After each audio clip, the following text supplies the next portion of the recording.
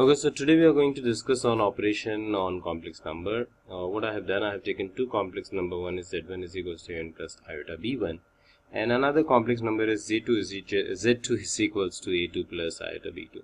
So when I add these two complex numbers, say add and subtract, I would write. So what I'll do, I'll just add or subtract their real parts. I'll just write a1 plus minus a2, and then same I'll do with the imaginary parts. So b1 plus minus b2. So for an example over here, say my one complex number is 2 plus 3 iota and another complex number is 2 minus 5 iota, and if I have to add, so what I'll do, I'll add the real parts, so 4, I'll add the imaginary parts, so minus 2 iota.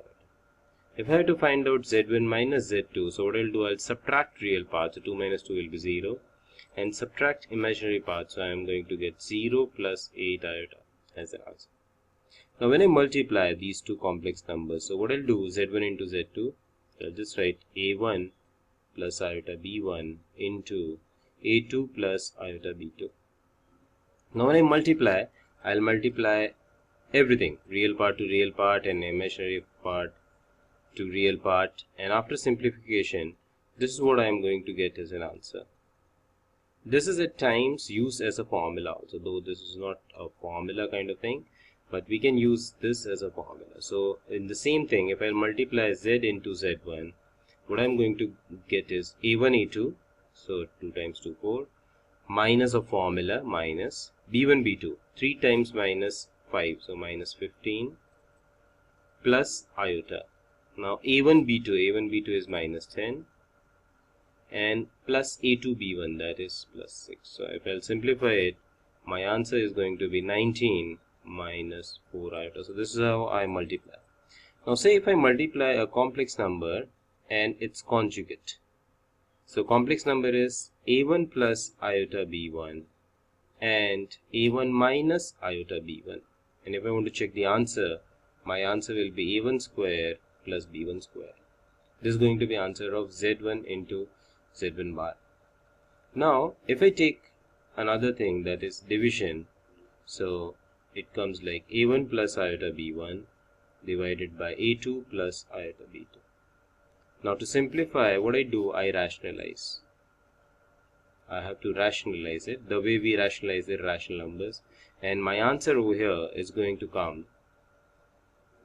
My answer will be a1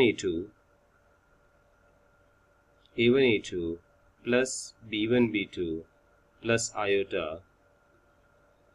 It's going to be a2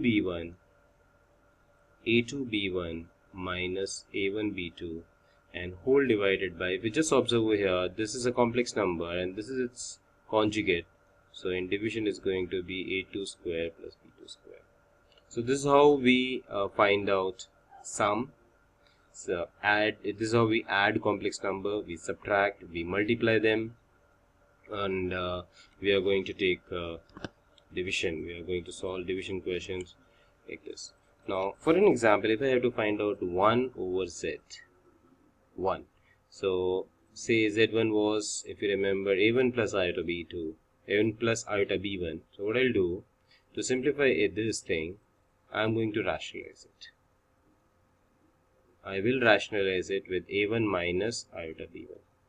Now over here we rationalize with conjugate of the complex number. So minus iota b1. So my answer is going to be a1 minus iota b1 divided by, when I simplify this, it will be a1 square plus b1 square. Now if you see this thing and if you see this thing, actually these two are conjugate of each other. So that means I can just write z1 bar divided by, and if you see this is modulus of z1.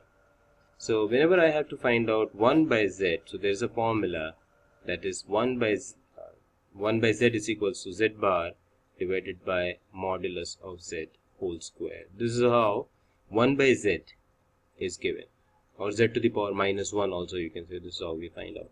Now what I'll do, we'll take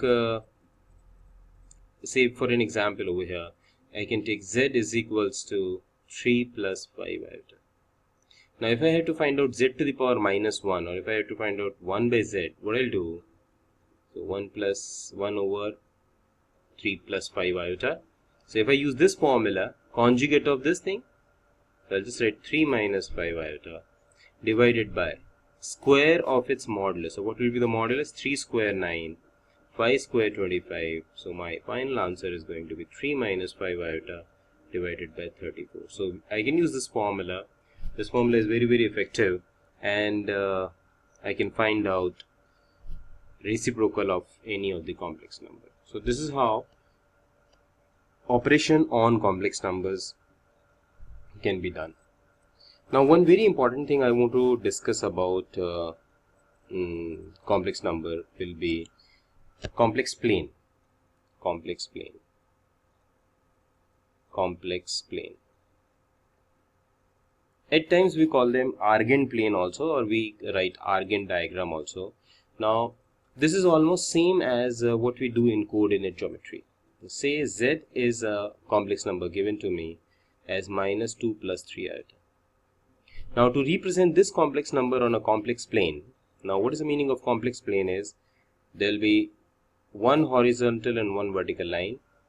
This line represents the horizontal line real part, and the imaginary part will be represented by the y-axis. So x-axis over here and y-axis over here. Now what we do is, we will write this complex number in the form of ordered pairs. So we write real part always first, and then we write the imaginary part. So minus 2 comma 3. Now if I want to represent this on the complex plane or the Argand plane or in the Argand diagram, what I'll do, this complex number can be written as, say, this is minus 1 and this is minus 2. So minus 2, and this is 1, 2 and 3. So my complex number is going to be somewhere over here. Somewhere will be here. Z will be somewhere here, which is minus 2 comma 3. So using complex plane, we can represent any complex number on Argand diagram. Say I have Z2, say I have Z2, Z1, say that is 2 minus 3 iota. So now if I represent this complex number in the coordinate form, I can write this as 2 comma minus 3. So x is positive, so it will go 1 and 2 over here, and down minus 3, so 1, 2 and 3. So this will be the place where Z1 and 2 minus 3 iota will be here. So this is how we can represent all the complex number on any of the complex plane, and we can relate them with the lines, with the slope and everything. Because now when I take about this point over here, if I join this, if I join this point, and if I join this point and the origin 0 0, so this thing is minus 2, this thing is 3. So this will be always represent, the distance between Z and the origin will be represented by modulus, which will be equal to, if you can just see, using the distance formula as we used to do in the coordinate geometry, will be 4 plus 9. So distance is root 13. Now when I find out the argument, this argument theta, angle made by this line with x-axis will be known as argument. And this argument, as we discussed earlier, can be found out by tan inverse modulus of y by x, and then we use this formula theta, whether it's in the second quadrant or first quadrant.